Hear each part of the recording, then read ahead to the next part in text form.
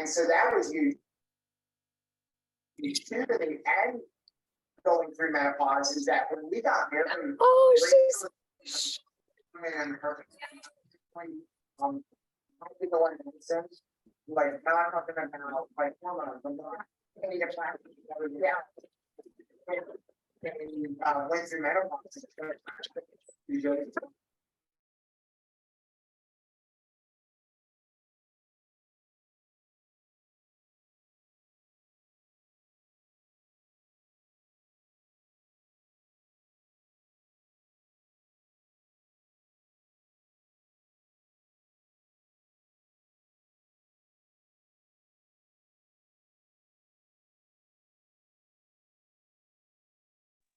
Coach Nat, say something. Hi. Okay. There was a bunch of background noise and then nothing. I want to make sure it wasn't me. Thank you. Yes, I've muted everyone. I'll do a little housekeeping.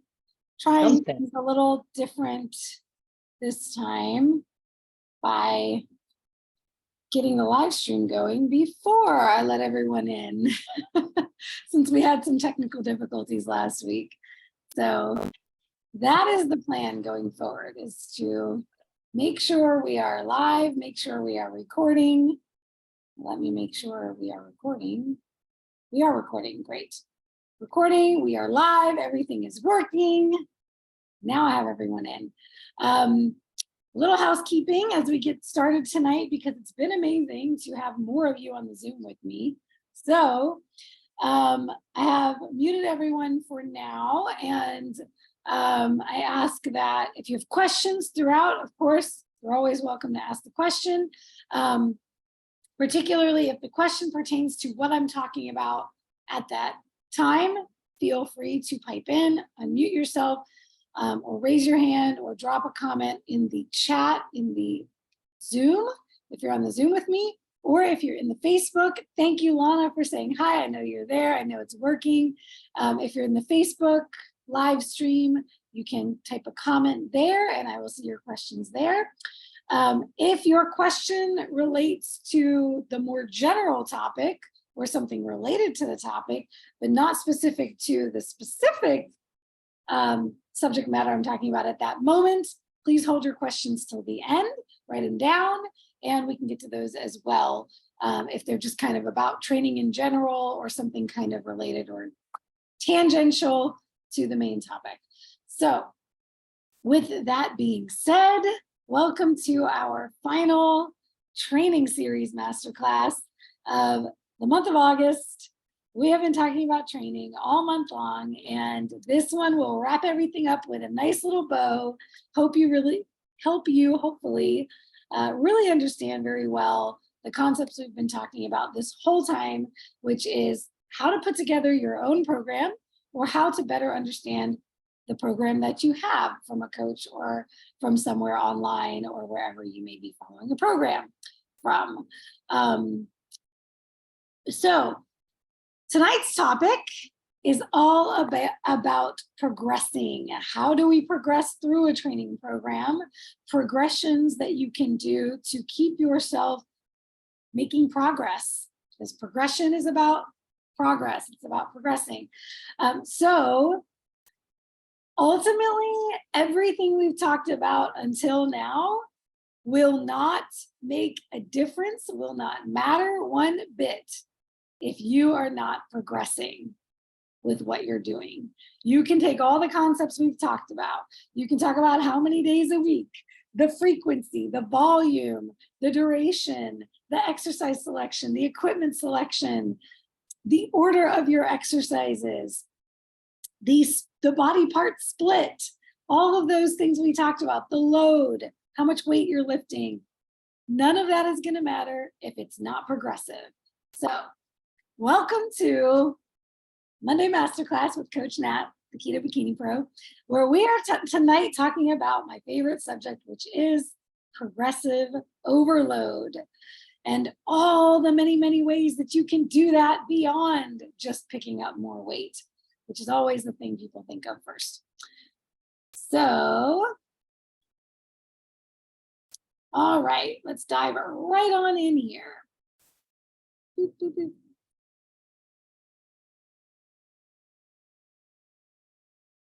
if you've been with me for quite some time, there was a Q&A I did a while back, and I don't remember now if it was just one of my open Q&As about anything or if it was specifically a training Q&A. But on that Q&A, I started to break all of this down, and I thought, wow, this is super. Just this concept alone is so powerful and so important. It needs to be on its own, and that's why we're having tonight's masterclass, and that's why it's all dedicated to progressive overload. I didn't want it hidden away in a Q&A somewhere where you may never find it again. Luckily, I could search by it in my files and find it, but you all won't be able to do that if you just search for progressive overload. So what does progressive overload mean? In simple terms, there is this YouTuber who is a little wacky, a little out there, can be kind of polarizing, but also quite entertaining. His name is Greg Doucette. He is a IFBB pro, and he does some wacky, crazy things, clickbait kind of stuff. But one of his kind of things he's known for is more than last time. Do more than last time. You need to do more than last time. So that's the general, really simple way to understand progressive overload. You are progressing in some way. You are doing something better or more than last time. Now, we can't always keep adding weight or reps or sets. Total volume, we talked about volume being the weight you're lifting times the number of reps you're doing times the sets that you're doing it is the total volume. We can't just do that forever, or else we'll be training 24 hours a day eventually, and our body won't be able to recover from that. So there are a lot of ways that things we can play with to create this progressive overload when you're not adding more weight or reps or sets to your program.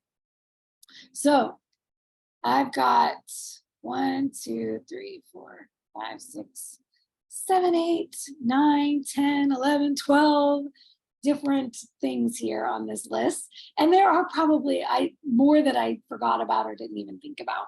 So hopefully what I hope you take away from this class is not ever having to feel discouraged that you can't make progress, because there's so many ways that you can make progress. And when you are feeling discouraged about, sorry, I have this like piece of hair. Finally it's liberated from my chapstick. When you have those moments of discouragement and you are not seeing the changes in your body or in your pictures or on the scale, or maybe it's one of those things, but that's not motivating you, you can focus on your performance. And all the things I talk about here tonight are little mini parts of your training performance that you can focus on. Oh, did I progress in this way? And that might hopefully keep that motivation a little bit higher. Okay, so first and foremost, the things I said, if you don't increase these, but these are the main things we think of. So I don't even have these on the list, but naturally adding weight, adding reps are the first two that we will always think about. Adding sets is a little bit like down the line. You don't want to be adding sets consistently. That's something you might do after a 6 to 8 week program, or in the midst of your maybe 4 weeks into your program, and you may say, you know what, I think I can add an extra set and increase my volume that way. But sets is not the kind of thing. These things I'm talking about here are going to be more the things you can change every single time you go to the gym, the things you can think about every single time you have a workout. So the first two are the simple two, and that's trying to get to that next weight, or trying to get 1 more rep or 2 more reps with the same weight if you can't yet go to that next weight. We already talked about that a little bit when we talked about choosing your load, choosing your weights and things of that nature, and choosing your rep schemes. So we already covered that. I'm not going to go back into that. I'm going to talk about all the other ways that you can do it. If you are stuck at a weight and you can't get up to the next weight, and you don't want to keep adding a bunch of reps, because ultimately, if you're going above 20 reps at this point, you're not really doing anything. Now you're getting into cardio, it's endurance training, it's not building strength and muscle anymore. So, all right, first thing is my favorite thing. We're starting with my favorite, and it's tempo. As you get into some more advanced training, you may get on your plan numbers. And you may be like, well, what are all these numbers? I figured out what reps and sets are, but what are these other numbers with dashes between them? You'll see it written as 101 or 212, or it's usually 3 numbers with dashes in between them. This is the tempo that your coach or trainer is asking you to lift with. Essentially what we're doing here and how we're achieving progressive overload here is more time under tension. The time that your muscles are under tension. So I always like to say that I don't care if you're a brand new, newbie, beginner, or advanced.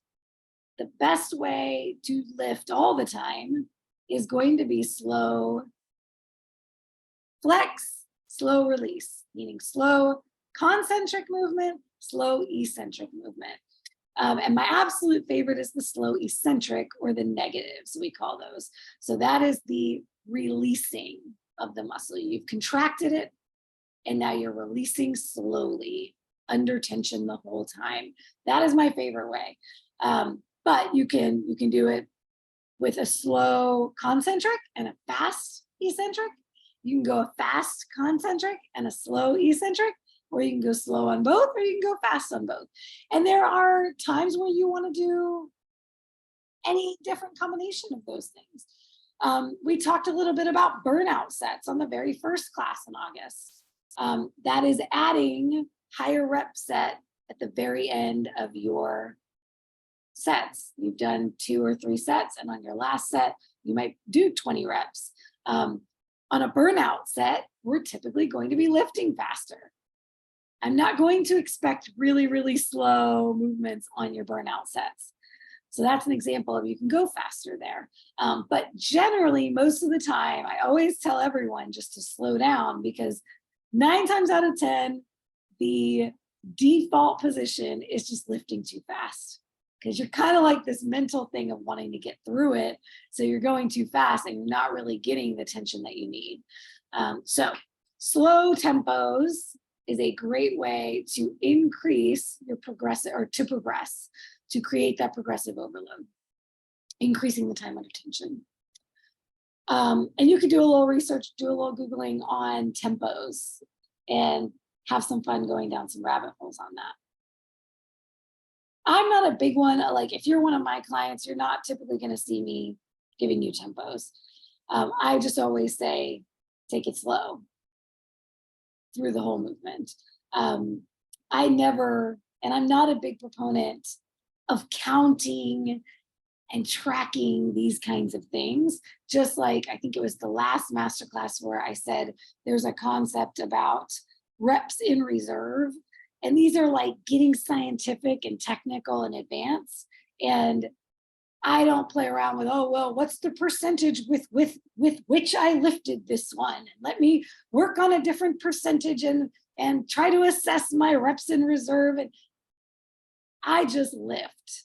I don't think that hard about it. I lift slowly so I can maximize that tension, the time under tension. So don't get all caught up in what should my exact tempo be and what's the right numbers. And don't worry about the numbers. Focus more on that mind-muscle connection.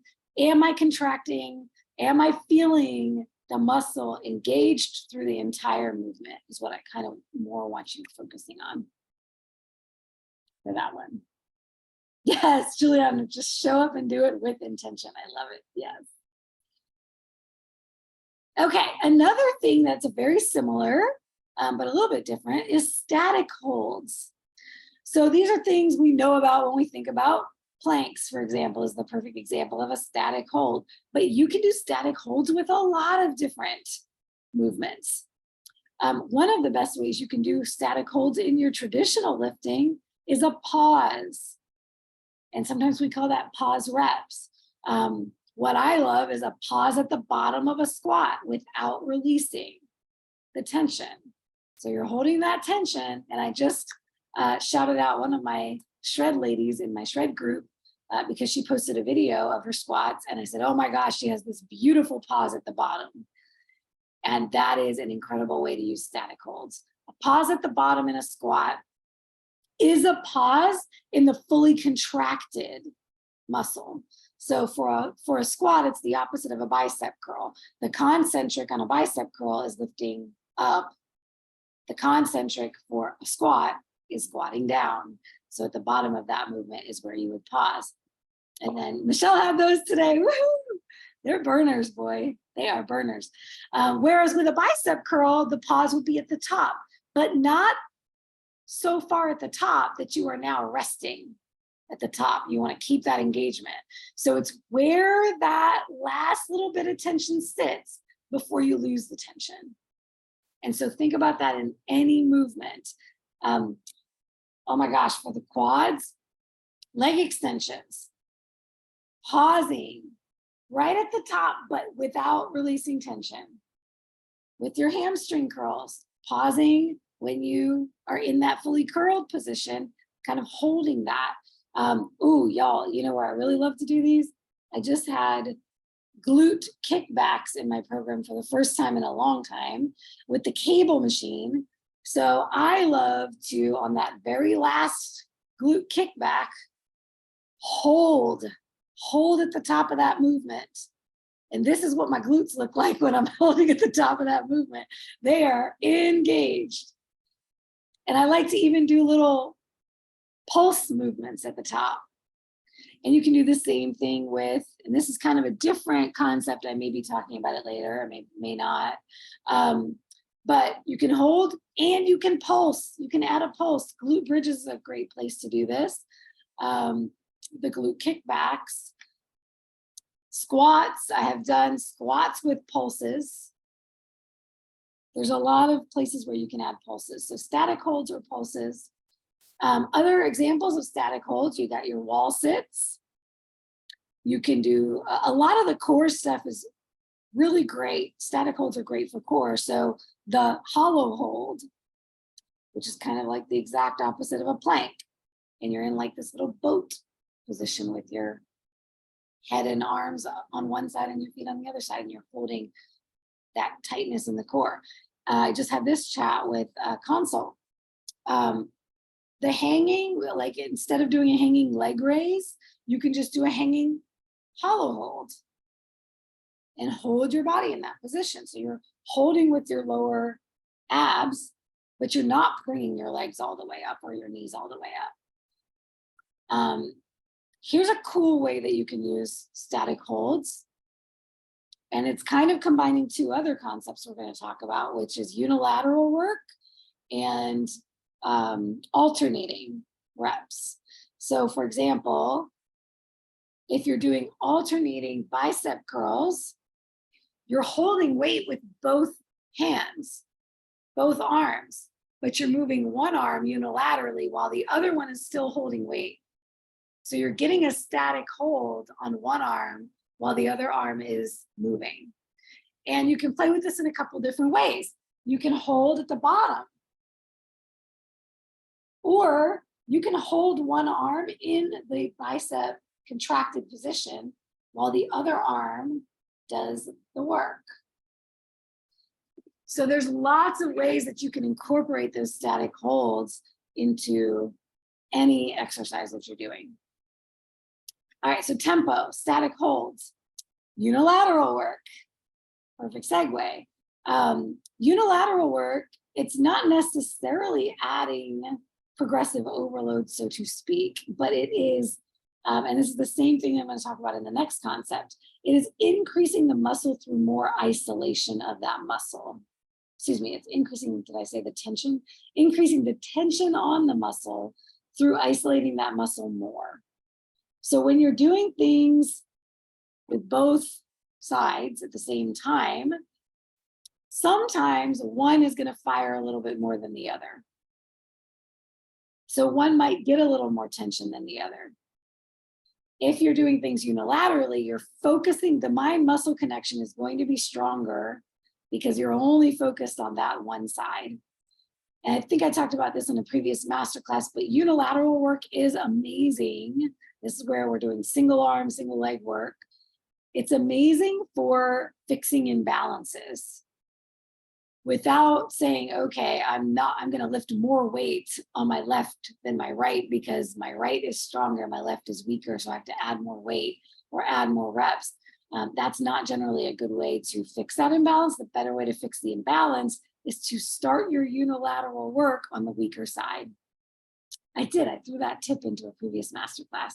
So some of my favorite unilateral exercises, single leg deadlifts.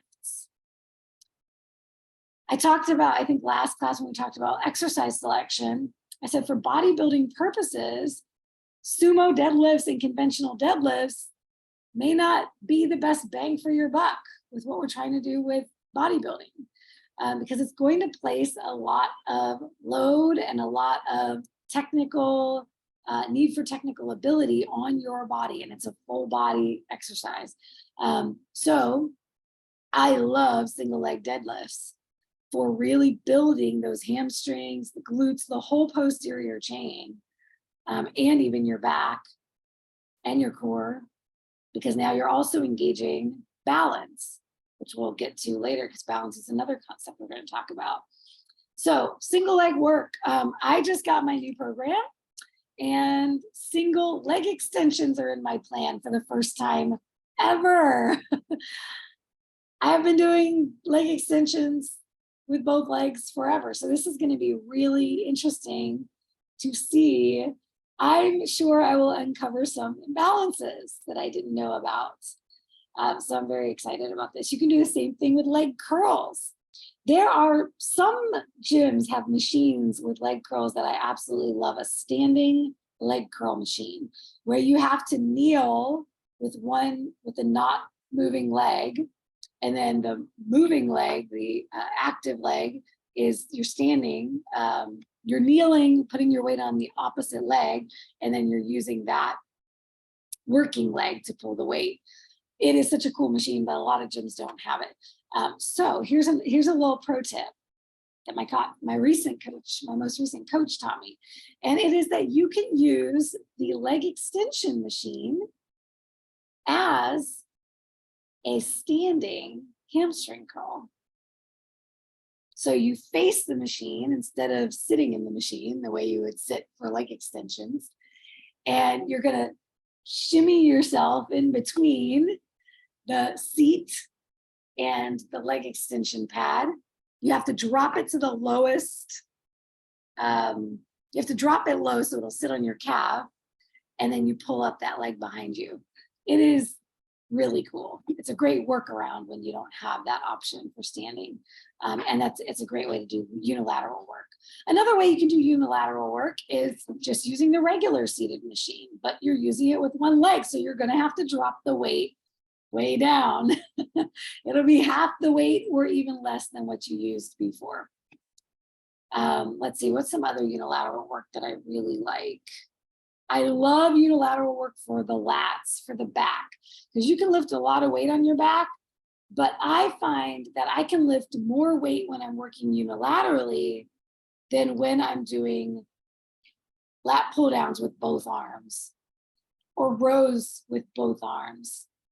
When I'm just using one, I can focus more mind muscle connection on the lats on that side, and I can pull a lot more weight. So I love a bent over row, dumbbell bent over row, single arm, or cable work with single arm for the back. I love a high row. I love all of them, really. Every variation of back work, but single arm is amazing, in my opinion. You could do the same even with one of my other favorites. I love the cables for shoulder work. Once you get strong enough to do that, I feels like just yesterday, I remember when I was first picking up cables for shoulder work, and I couldn't even lift 2.5 pounds on the cables because the cables create a lot of tension. We're going to talk about that in a little bit, about switching equipment to get more tension. Bye, Michelle. I'll let her go be with Bronson. So the cables, when you get strong enough to do work on the cables for your shoulders, I love unilateral because I can like lean away. We're going to talk about that in a little bit as well, changing the angle and doing the lat pulls with one arm. So there's a lot of cool one arm, single leg stuff you can play with. Single leg squats. All my ladies who are practicing your pistol squats and your touchdown progressions. It's one of those I think you love to hate, like the Bulgarian split squats, which is also a unilateral exercise. Okay, so next up is another way to increase tension on the muscle through more isolation is using more support or more stability to isolate the muscle. So the perfect example of this is your shoulder raises, your front or your lateral shoulder raises. When you're doing those standing, it's easy to cheat. It's easier to cheat with momentum. And the same thing is true for bicep curls. Really great other example. You can use momentum to get the weight up when you're standing. When you're seated, you eliminate a lot of that momentum. So now you're isolating more. And perfect example, my new program, I had barbell bicep curls seated. There's not really, you can't go very far with those. So it increases, the tension was incredible. I really, really loved it. Juliana, do you have a question? Real quick, what did you said more stability for like the topic number 4. Increase the tension on the muscle through more isolation. Thank you. More isolation on the muscle. More stability to increase the tension, right? That was okay. Yeah. I'm writing my headings down. Yeah, the stability that you get from these progressions is creating more isolation, which is then creating more tension. Awesome. I love it. My note taker. So I will forget. If I don't write it down, I will forget. Like it'll be you're like, going what to was that remember thing? these concepts and you're going to utilize them. But that's why I have to write just the 1, 2, 3, 4. I'll remember all the things when I see the 4 or 5 word. Like, can I get your outline, please, ma'am? Can you just email me the details? Pretty please. Eventually, actually, my next goal, and it may take getting a virtual assistant, or maybe, it'll probably take getting a virtual assistant. Girl, we can talk offline for real. Seriously, I'm at that point. My goal is to have a cheat sheet, a downloadable for every one of these master classes. So it's one of those things where I'm like, okay, I will talk about it till the cows come home, but putting it together in an organized fashion into something downloadable is like next level. So yeah, a VA can help me with that. All right, so with this more isolation, the next step from seated would be bench supported or supported. So your weight, you're supporting your body weight, you're taking essentially all of the momentum out of it. So taking those lateral raises or front raises, you can do them standing, you can do them seated, and now you can do them bench supported. So what that might look like is if you're doing front raises, you're on an incline bench, and now you have to raise up like this. So you have all of this supporting and taking all of the momentum away from the exercise.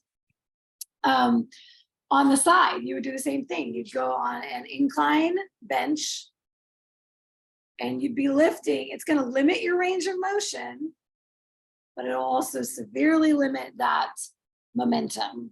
You're lifting from a dead stop, basically. Those are great examples. I'm thinking if there's others. Those are typically the best, from standing to seated to supported. And then you can move to, and I think I put this, I'm jumping around here, but so then the next kind of progression would be increasing the difficulty by changing the equipment. So you might go from doing these 3 progressions with the dumbbells I just talked about to now doing the cable machine. And that is because the cable machine is going to create tension on both sides of the movement, more than a dumbbell will. It's pulling against you. So, perfect example of what I talked about. I couldn't do shoulder work, isolation shoulder work on the cables for a while. Or I would try it and use the 2.5 pound, the very smallest thing I could, and then get just a few reps out just to try it out and learn it. But boy, does that put a ton of tension on that thing. So, and there are even, I'm going to talk about that later. I don't want to muddy the waters yet, but there are ways you can even make that more difficult. So cable machine is really going to be the Mac Daddy for creating the most tension using equipment. Yes, Julia says it makes a lot more sense now. Machines versus weights versus cables. Yeah, and machines, where machines fall into this is they are fully isolating the muscles for you. They are locking you into that fixed position so you can't go anywhere. You can't use any momentum. So that's another good thing for isolations to really get. This is why, for instance, if you notice, if you ever use one of those cable preacher curl machines where there's a pad you have to put your triceps on and then you got to grab the handles and pull up, you can barely get anything out. But if you were using dumbbells, you could do a lot more weight. Yeah, I had those in my plan today too. Total isolation. Yep. So yeah, machines are another great one. Plus machines, usually you have more load available to you. And it's a different kind of load than what you would get with dumbbells, right? You may not even be able to lift the kind of dumbbells you need for squats, for example. My ladies, right? We all tend to carry more of our weight in our hips and our lower body. More of our strength in our lower body. So for us, picking up dumbbells or barbells at the appropriate weight to give our legs what we need, we might not even be able to hold those bad boys. I think we talked about it or one of the last master classes about grips. Because yeah, that's a real limiting factor. So the leg press, for the leg press, the leg extension, the leg curl, it's giving us the weight we need so we don't have to pick it up with our upper body. So yeah, switching up the equipment, it's just another reason why it's good to use different equipment. And that doesn't mean you always have to be progressing to a more difficult piece of equipment and leave the others in the dust. I switch it up as often as I can. Sometimes by necessity, like I said, in a commercial gym. So I'm using what's available to me. Today I couldn't get the preacher curl machine, but they had a preacher curl machine with cables. So you really want to talk about hard. Now, not only is it a machine, but it's with cables. So it was a real bad boy, like a double whammy. Yeah, and then, yeah, sandbags, Juliana, great example. These how would you, I'm forgetting the word, but they're, it's kind of an uneven weight. So it's creating a different kind of difficulty for your body. So all these things that are challenging your body in different ways can be more beneficial. Trying kettlebells if all you've ever done is worked with dumbbells. Trying sandbags. Trying the different apparatuses that you have available to you in your gym, trying tire flips. You know, there's some cool stuff out there. The ropes. You know, there's some really cool stuff. So like trying out different things just to challenge your body in different ways. The sled pushes, or sled pulls. That's a whole different ballgame. All right, so we talked about tempo, static holds, unilateral work, and isolation, more isolation from changing equipment or changing the supports that you're using. You can, okay, we talked about changing equipment. Let me switch this around here. Here's another one I love. Actually, you know what? Nope, that's going to go after this because this one relates more to what we were just talking about. Changing the angle of the lift or the exercise. Body weight exercises are a great example of this, but I'm going to start with the cable machine since we were just talking about the cable machine. A simple way you can do this with the cable machine to get a different angle. I just gave one of my shred ladies this little tip because her hammer curls with the rope attachment on the cable looked really good, solid form. I said, okay, now you're ready for the next step, next level, progression. Face away from the cable machine. Instead of facing the machine and pulling, doing your curls, face away, and now you're creating more tension because the cable has to come out a little bit farther and you're facing away. So the angle is now a little bit more like this rather than facing you like this. So it's like switching the angle. So doing that for curls on the cable machine, or once again, your front raises or your lateral raises. When I do lateral raises on the cable machine and I want to make it even more difficult, I'll hold on to the machine with one arm and I'm going to lean away from it. So now this shoulder is getting even more of an angle, more tension, pulling away. And for my ladies who use bands, this is a good example. Deb is on. Woo, woo. Deb is the queen of this. She's got some band stuff. So to make her band stuff more difficult, progressive overload, when she's realizing I can do a lot of reps and I don't have another heavier band, I need to make this more difficult, she chokes up on the band. I talked about this, I think, on last masterclass, choking up on the band or stepping farther away. So you're creating more tension from if you're using an attachment, your band, you're wrapping it around something, stepping farther away to create more tension in the band. She's like, pro mentality, man. She goes, all right, I'm going as far out as I can with the band, and then I start my movement. That is like an Arnold thought process right there. Yeah, because Arnold says he doesn't count from rep 1. He counts when it starts hurting. Yeah, next level.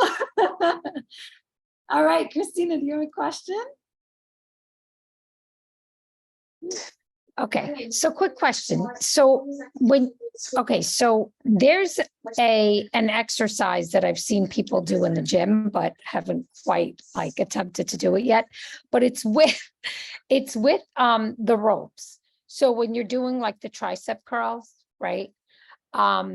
Okay, so instead of going down this way, right? They're taking the rope, they're bringing it down to the bottom, and they're bringing it between their legs. Oh, yeah. Mm-hmm. So what is that? Like, is that for biceps? I was very confused. Yes. It's for biceps. That's exactly what I was just talking about. So Okay. she was facing the machine and doing her rope curls. So Yep. bicep curls. Yep. And that's the way I wrote them. And that's the first progression. So you would start by facing the machine and pulling up with the rope. And then you can turn and face the opposite. So now you're going to be pulling the rope between your legs. Yep. Okay. That's what I need to. Thank you. That's I'm going to try that. Yeah, give it a shot. There's also another really amazing glute workout you can do with the cables between your legs. They're called cable pull-throughs. It's a hip hinging motion. So it's very similar to a deadlift or a hip thrust. And it's something that I do when I have hip thrusts in my plan, but I either can't get a barbell, can't get what I need, or I'm short on time. So I don't have the time to set up the barbell and then have to change the weights in between everything. So then you set the cable at the bottom, just like you would for your cable curls with the rope, but you're stepping out and you're pulling it out. So there's already tension. You're kind of holding the tension here. It's between your legs and you're using your hip hinge like a hip thrust or a glute bridge. And but you don't want to put any of that weight on your arms. You're just using your arms to hold it, but your glutes are doing the thrusting. It's something that a lot of people would probably not necessarily be comfortable doing in the gym. but it is a really great engager of those glutes. So Maybe if I was by myself. it's good for a home gym, right? Thank you. You're welcome. All right, so yeah, so changing the angle. All right, so, ooh, Debbie showed up. Perfect timing, because this is something you were asking me about the other day. Body weight exercises. Changing the angle is the concept that is going to be most beneficial to anyone who is training either exclusively with body weight, or you have anything body weight in your program and you're like, all right, I can do a lot of reps. What do I do now? Body weight is a perfect example of changing angles and how changing angles makes it more difficult and creates more tension. So my favorite example is push-ups. When you're starting with your push-ups and you can't do a full push-up on the floor, I always start people on the wall. How many can you do on the wall? Until you can do 15 or so on the wall, maybe up to 20, go down to the next surface. So you're now changing the angle. Here's your wall push-up. Going to the countertop might make it like this. So you're changing the angle. You're reducing the incline. So reducing the incline is going to increase the tension. Then you might go to the couch or a chair or a bench. And then you're eventually going to get flat on the floor. This is something that I used to give people knee push-ups in their plan. Bronson changed my mind about this one, because you're really learning a very different skill set with knee push-ups than you are with full push-ups at a different angle. You want to be learning to do a full push-up, and to be able to get your full push-ups, it's more beneficial to work with this kind of progression rather than trying to go from knee push-ups to full push-ups. It's just a whole different movement. You're engaging your core differently. You're engaging your full body plank. And we want you to be able to hold that full body plank to be able to go into the push-up movement. So changing that angle increases the difficulty. And guess what you can do once you're doing your 15 to 20 full push-ups? Now we start changing the angle in the other way. Now you're doing decline push-ups. You're putting your feet up on a bench. And then eventually, what are you doing? Wall push-ups the other way.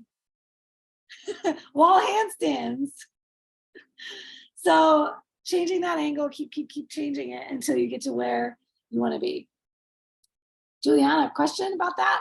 So as far as like wall push-ups, counter push-ups, and whatnot, do you want a flat foot with that? At what point do you get on your toes? Like, where does that fall in? Because my struggle is dislocating my toes because my joints are awesome. So like, I have done the knee thing because if I'm not careful, I will hyperextend or dislocate toes. But I also want to get better at that. So like, am I better off doing the wall push-up with a flat foot? Like, when does the foot come off of the ground angle-wise? Does that make sense? Yeah, it really, you don't do a push-up on your flat feet. Yeah, your case is actually a very unique case. I'm always unique. All should be on the toes. They all should be the way you would do a full push-up.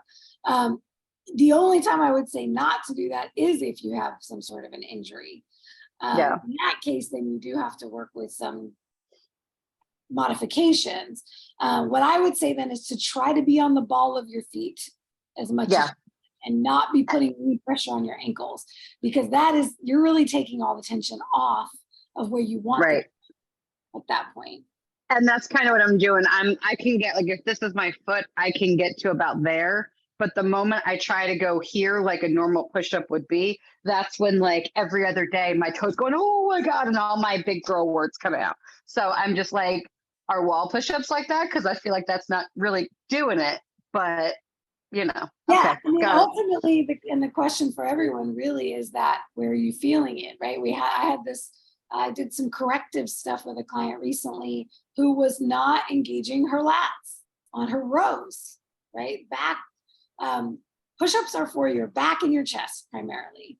Can also hit triceps, is gonna hit some triceps and biceps, because any chest work, any back work is gonna also hit triceps and biceps. And depending on your hand placement, it's gonna hit those places differently. can go wider. Wider is going to be more chest. Narrower is going to be more back. Diamonds. Triangle or really close grip is going to be tricep. Going to be more tricep. But primarily, I want you engaging your lats. So all behind the shoulder blades and or your chest in your push-ups mostly. Got it. Thank you. You're welcome, love. You got to have a unicorn in your mix somewhere, right? Like, There's always unique situations. Mary, do you have a question? Yeah, mine is basically along the line of Juliana's. I actually found by reading the verbiage under the workout exercise for the push-up, I was trying to get a better push-up because my shoulders were locking out on the bench. So I brought myself back to the wall, which I didn't start at the wall, but I kick my feet way out, and then I'll do half of them here, and then I bring it wider to engage the back and the lats. And it's weird how you can actually get that differentiation, and I'm still just on the wall, and I make it last longer. So I am getting actually more out of a wall push-up than I am on the incline bench, which is phenomenal, and no pain. So it worked out. And you're using some of the other concepts we talked about here, the time under tension. Yes, I love that. Love that. Oh, I did have a quick question. Yeah. I found out I have sciatic nerve. It's just creating a little bit of what I thought was a muscle problem in my glute is actually, I believe, a sciatic nerve kind of just aggravated, but not a problem. So as long as I'm slow and I stretch that before I do my warm-ups, I'll be okay, right? There shouldn't be a problem with that. I'll check with my osteopath next month, but Yeah. I'm not, it's a problem. Yeah, drop that in the forum for me and let's chat there so I can get more info on that specifically. All right, thank you. Sorry. Okay, let me check the Facebook. Ooh, okay, Lana says, I like using stairs at home. Ooh, what do you use the stairs for? Because that was probably a comment from something I said before and I missed it. Okay. Let's see, changing the angle. What are some other, do I have other examples of that? Even something like a leg press. Actually, this is something a lot of people, I didn't know for a long time going to the gym about this. On the leg press, your machine, on the part you sit on, when you're using the plate loaded ones in particular, the machine ones are going to have the standard adjustments for your height. You know, you move the back to where you need it to be. Usually the machine ones don't have like an angle to the back, but the plate loaded ones, the big ones, the back has an incline, an ability to change the incline. And this is going to change the angle of the hip. So it's either going to it's going to make it to where your range of motion is shorter, or you can come back farther toward your belly with your knees. So try those different angles with the machine to see how it changes that movement for you. One of those angles might likely be more difficult for you than the other. And that is the perfect segue into the next topic, which is increasing your range of motion. Similar to changing an angle, changing the way you do the exercise so you get more range of motion, more stretch when you're fully extended, and then you have farther to go. So this is also creating more tension or time under tension as well. One of my favorite examples of this is deficit deadlifts or deficit sumo squats. My shred ladies know I got that in there. So what I mean by deficit is you're standing on a surface that now creates more distance between you and the floor. So in a deadlift, you're lifting off the floor. This is only for people who are already now proficient or have enough flexibility and mobility in your joints and your your hips, for example, your ankle mobility, all of that, to where a regular deadlift, you could be getting more out of it than what you're getting from a regular deadlift. I'm a dancer. If I just did regular deadlifts all the time, I would be leaving half of my gains on the table.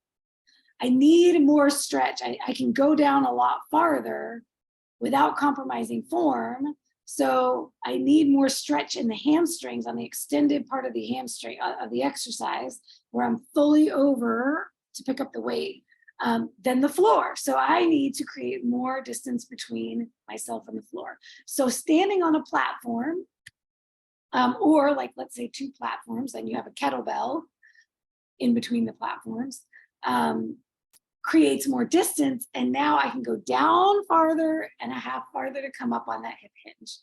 I actually did this recently. I just played around in the gym because I had to do hip thrusts. And like I said, I like to play around with different equipment for my hip thrusts. So I was trying them on the Smith machine, and there's a couple of different Smith machines. So they're different. They go down. Sometimes your Smith machine doesn't go down as far as you need it to go down for something like a deadlift or hip thrust. So I put the bench behind me, and I was not getting the range of motion I needed at the top or the bottom of the movement. So I put my feet up on another platform. So now on the bottom of the movement, when my hips are dropped, they're not even actually on the floor because my back and my feet are both up on platforms and my butt is down here. So now I have a lot farther distance for that hip hinge to bring my hips up here, butt down, butt up, like that. So that is a really great way for the hip thrust to get some more, get that deficit going. Another example is bicep curls. Really badass, difficult movement for your biceps. I talked about seated, taking the momentum out, and I talked about supported, taking the momentum out. So one of my favorites is an incline bench, incline bicep curls with dumbbells. Your back supported against the bench, you're seated, you now have a full angle. Arm can be fully down by your side, and you have farther to bring the dumbbell and a whole lot less momentum to do it in. So that is a really, really good one for changing angles and creating that deficit. So that's just some of the examples. The squat, the sumo squat, deficit sumo squat, similar idea of the deficit deadlift. You have your feet on risers.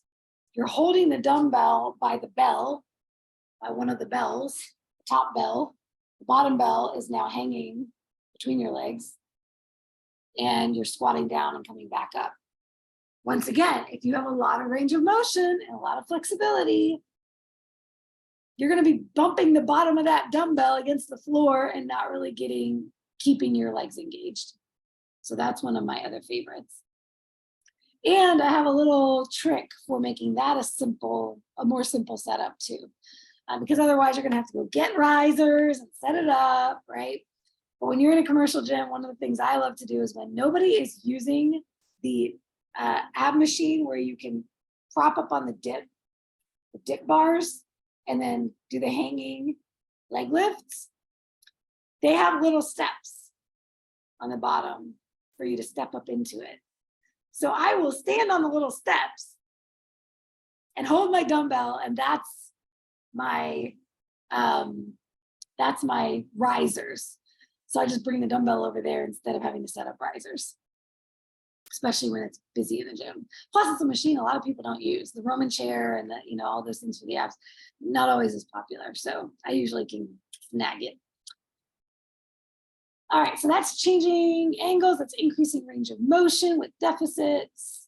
All right, we talked about this one already, so I'm not going to dive too deep into it, but creating more muscle fatigue or pre-exhaustion by playing with different kinds of sets, like we talked about on the first week. So burnout sets at the end, higher rep sets right at the end, drop sets at the end of your sets, supersets is going to create fatigue. So I talked about doing that with the opposing muscle groups or the same muscle groups. Same muscle groups is going to give you even more exhaustion.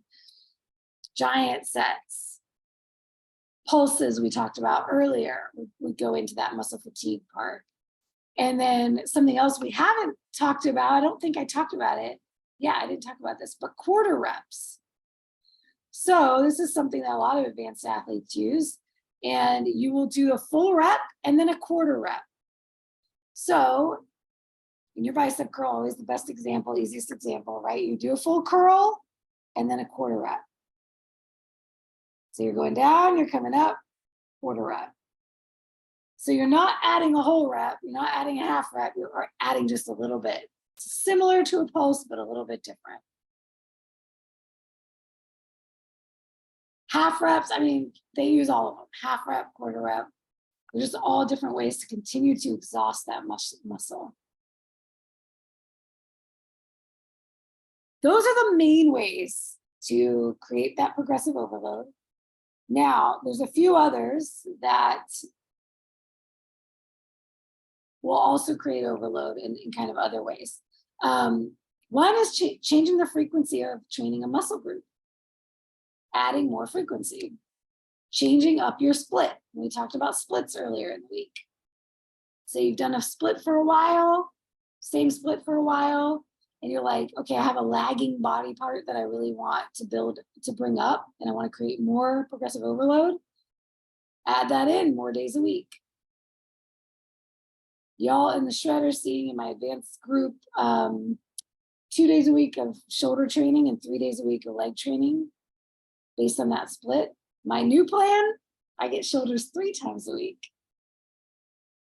and legs 3 times a week. So I wonder what we're working on. So you can always add a little more frequency. Balance or core balance and other things that create more core stability. So balance exercises, things that are now taking the stability away from you.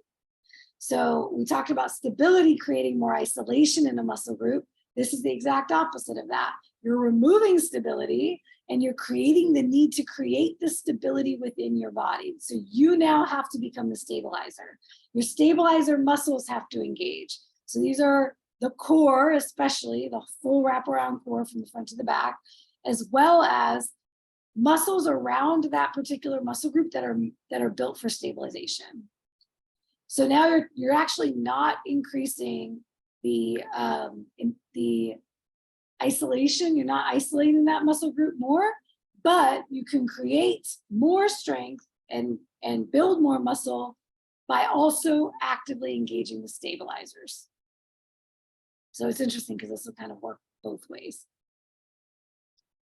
So anything that creates imbalance in where you're standing, Bosu balls, uneven platforms, balance boards, standing to do any exercises. So now we're going the opposite direction of that, seated and the supported, taking the supports out. Something as simple as doing back supported overhead press, shoulder press, seated with that support right behind you versus seated without the support right behind you versus standing without any supports.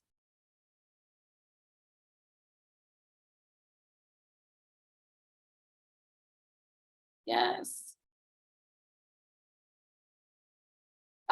Renegade rows, perfect example of this. You have to be able to hold yourself in a plank and then a row from there. So now you're picking up one arm off the ground and you have to hold in with one arm and 2 legs while the other arm is doing work. So now you're also kind of engaging that static hold we talked about before. A lot of these things play together in the sandbox. So renegade rows are a good example. And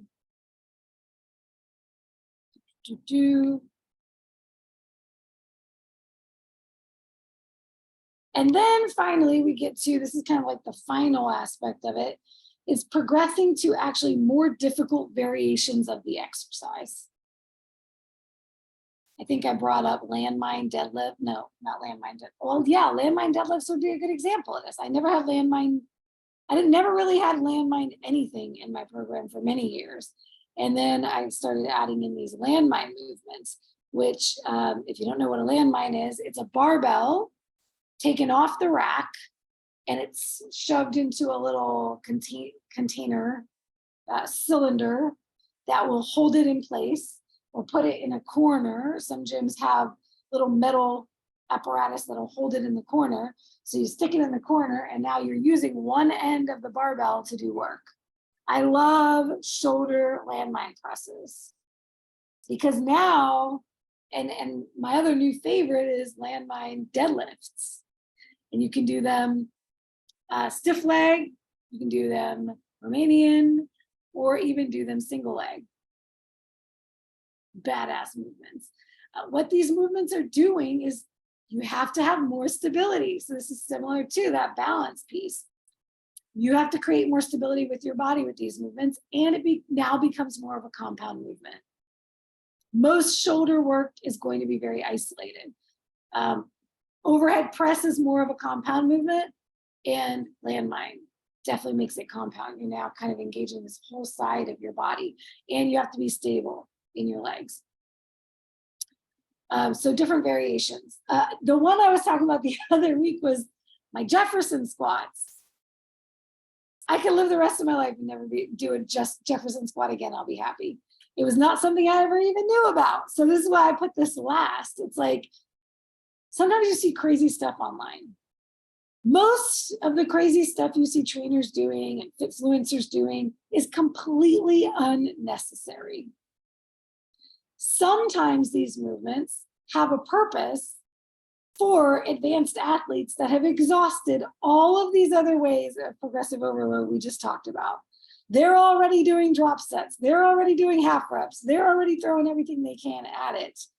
And they're at that point of muscular potential, reaching their muscular potential to where they're trying to go for like a 0.1% increase each year. So they're throwing everything in the kitchen sink at this thing. So I will say, if you see crazy movements out there and you think, oh, I should have that in my program, 9 times out of 10, you shouldn't. The basics are going to get you there. I'm very partial to the basics.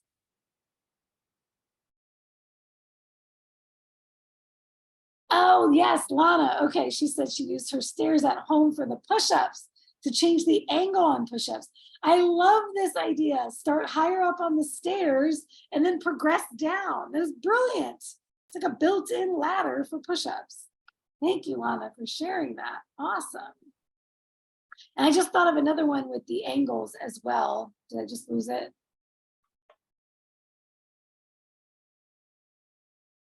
I think I just lost it. Hopefully it'll come back around. Mary, did you have another question? Oh, I was just going to say the basics are amazing because I have seen so much different, and I'm doing very basic stuff because I have limited range of motion, but I'm seeing such phenomenal results. And these are, like you said, they're beginning exercises, but it's amazing. And you can't compare your stuff to anybody else's because what's working for you isn't necessarily what's working for somebody else is going to work for you. So I love it. I think it's phenomenal. The basics are definitely going to get you home. 100%. I just recently, I think I've talked about Mind Pump. I've shared some Mind Pump videos in my group before. I'm a big fan of Mind Pump media. If you ever need like a go-to place for solid info on training, and a lot of other things, these guys just are, they're not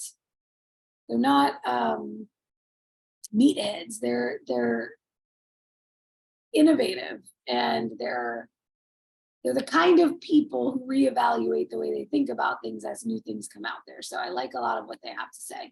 I was watching something, they were talking about the Bronze Age of bodybuilding, which was like way back, I want to say like the 50s and 60s, right?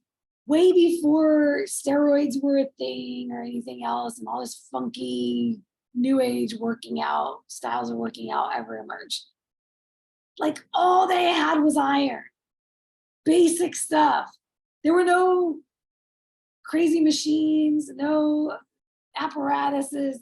It was basic stuff, barbells, dumbbells, and they made it work, plates. And they had some of the best physiques in history.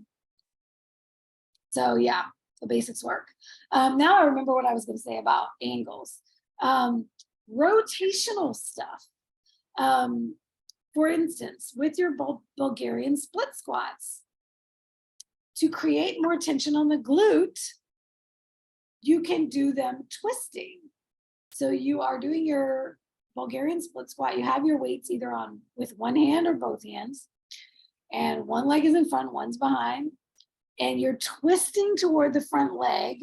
So the glute that's active, the leg that's up in the back, that glute is going to get more stretch because you're now creating this angle, you're turning away from it. So simple things that can change the game. And if you want another really good burner, when we talked about the unilateral stuff, try single leg hip thrusts or single leg glute bridges. Woo! Burners. All right, let's see where we at. Okay, that was really all of them. I think we covered it all. Woo woo, look at me being done before the end of the hour because I made it a very focused masterclass, very specific. Okay, so questions about exercise progression, about progressive overload. Christina, go for it.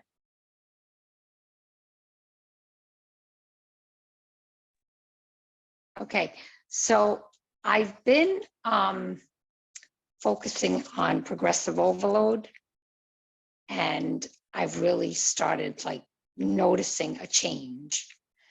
And Sunday, I went for a DEXA scan, and my last one that I had was in October, and I just had one Sunday, 10 months later.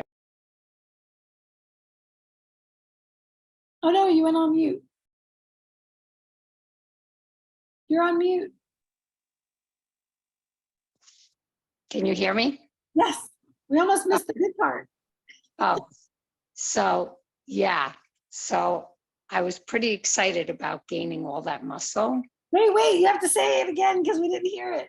Oh, so I lost 4% body fat and I gained 5 pounds of muscle.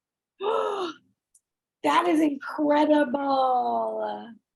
And I was in full-blown osteoporosis from when I had SIBO, and I was diagnosed at the age of 49, and I'm now in the osteopenia range.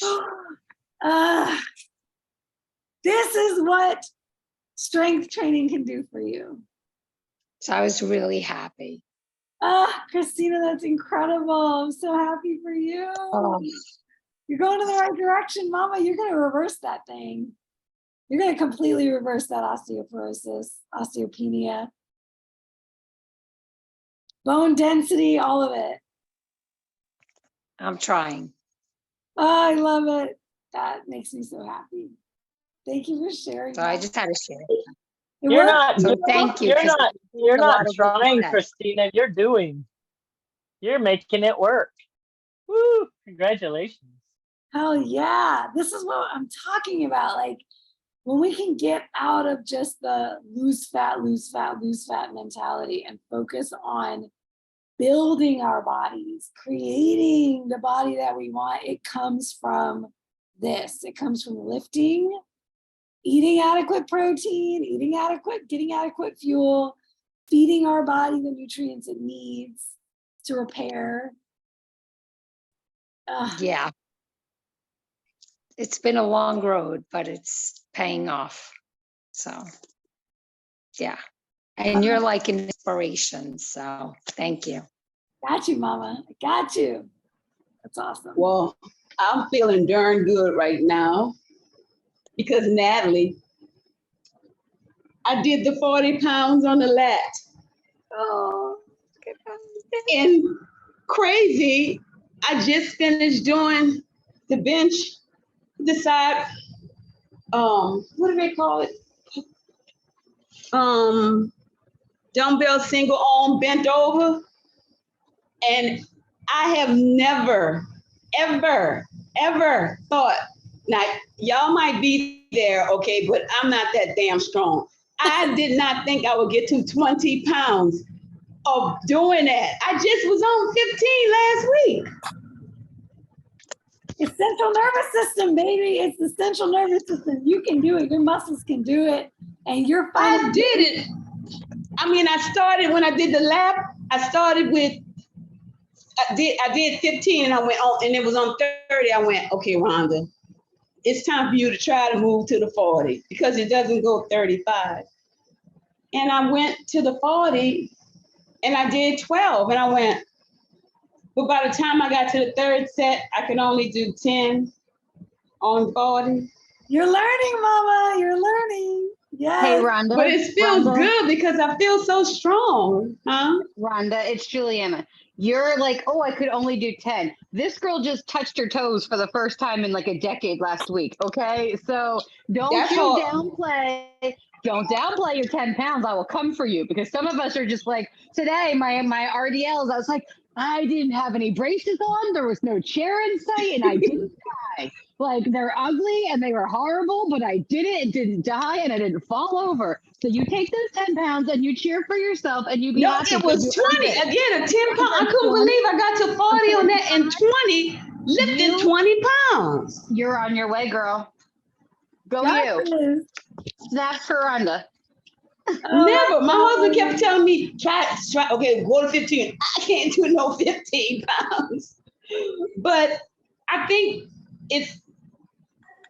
I'm in here by myself and I'm just focusing and saying, okay, just try it because it doesn't make a difference if you can't get to 12 or to the 15. Just try to see if you can. And when I did because I have the adjustable ones, you know, because they don't go 12. So I did this one. I used this. And I was like, I wouldn't even be able to lift the 20 pound up like this, okay? But I was literally up and down with this. Look at that, with the 20 pounds. Unbelievable. Oh, Rhonda, that's I'm so, hey, I'm so excited. I cannot believe I'm lifting a 20-pound weight up. Girl, you're on your way. Just wait. You're going to get to the 30s next. But one thing, I can't do this when you raise up the thing, which you were talking about a little while ago. I'm gonna try it. The raising up, like you're hinged over on the bench, and I'm trying, and it's so awkward. The trap 3 raise. Oh, yeah. That's tricky. That is a tricky one. Anything. And all, yeah. Anything That and that's putting the weight working behind your feet. Anything that's working your rear delts, ladies, good freaking luck. You got to go light, baby. You got to go light. That's what I was wondering, because I was like, ooh. These rear delts are one of the weakest. I mean, you're not going to be able to lift a lot of weight. It is. Okay, good, because that's what I was wondering, because I was thinking I should be able to lift like I'm doing the other ones, but I'm like, surely I don't have to go to a 5-pound weight, huh? But Yep. I think I do. Yep. Yes, and Mary, exactly. The reverse fly, anything for the rear delts. Reverse fly, rear delt raise, any of those kinds of things. The trap 3 raises she's talking about, you're retracting and then you're pulling up. Even the I's, Y's, and T's, y'all that know these, that's all. Thank you. A lot of rear delt, a little bit of front delt. That is you're not gonna be able to lift much. And this is something, I'm glad you brought this up, because something that I've seen with clients getting frustrated with themselves. Oh, I can lift this for this exercise, but I can only lift this for this one. Every single body part is different. Some are naturally stronger than others, are always gonna be that way. Our lats are gonna be stronger than our rear delts. or any of our delts for that matter. Okay, now I feel better. Yeah, some people Yes. favor, and sometimes it's an individual difference. Some people favor their biceps, some people favor triceps. So some people's triceps are going to be stronger. But in general, our legs are going to be stronger than our upper body as women. Our back True. back is going to be stronger than arms. So the isolated bicep, tricep, shoulder stuff, our back is a much bigger muscle. It's going to be able to handle a lot more load. So things like that. And then That's true. for all my ladies, when y'all work your chest, right? So let's say you're trying for a chest press, bench press. Whew, lower your expectations. I couldn't even lift the bar when I started doing those. We're not naturally gifted with a lot of chest, pec development and pec strength. That is a man thing. So you can get there, you can certainly get there, and you can work from where you are. This is why I love dumbbell work for chest, because barbell bench press, there's a barrier of entry. It's like investing, right? You got to be like a accredited investor to get into the barbell chest press. You got to start with your dumbbells and your machines and your bands and cables and things of that nature before you work up to barbells and stuff like that. And I didn't even mention this, but kind of goes without saying, barbells different from dumbbells. Not always more difficult, but usually requires more skill. And it's changing, it's yet another thing that's changing the angle of the way that you use that muscle. So it's going to be more difficult if you haven't been using it. And I've had some clients who came to me who got barbells and learned with barbells and were not familiar with a lot of dumbbell work. So they had to go the other direction. So just another kind of plug for switching up your equipment, trying different things, different challenges. Because barbell work can feel very awkward when you're not used to it. And now your body has to use, and your brain, your central nervous system has to figure out how to operate with this different equipment, which is also great, right? These are hormetic stressors, challenges. We are creating that dopamine, that positive dopamine response, because that dopamine that kicks in when you're seeking the achievement, not getting the prize, but seeking it and working toward it, things like that. So just beneficial in so many ways beyond the physical. Thanks, ladies, for sharing your bits. That's always a wonderful thing. I think that just reminds us all that this stuff really works, man. It really works. It does. You just got to do it consistently. All right, well then, we're just under an hour. This might be a record for me. I'm gonna let y'all have your night, the rest of your week. It is Monday. We have a bright week ahead. You can go crush it, make this week what you want it to be. So go lift some heavy stuff and put it back down. And for those who are not in the shred, who haven't heard about this yet, I got something coming for my ladies that want to build muscle. The Keto Bikini Body Build Program. Born. I decided that October 1st will be the start date. So I'm trying to finalize the details by September 1st, might be a week into September or so. But as soon as I have those details finalized, I will be sharing it in the group, letting you all know all the details there. So that's coming down the pike, and that's my real baby. Because it's one thing to shred, but I only want to do the shred like once a year. Summer, quick, the whole year, we're going to work on building. So the build program, I anticipate rolling it out and then doing this basically on a rolling basis. Every time we finish one, we'll have another one going. This is what I want you to do for the rest of your life. Build and recomp. Build without the bulk. Yes. Yes. All right, ladies. Have a wonderful night. Have a wonderful Thank you. Love you. Bye. Good night, ladies.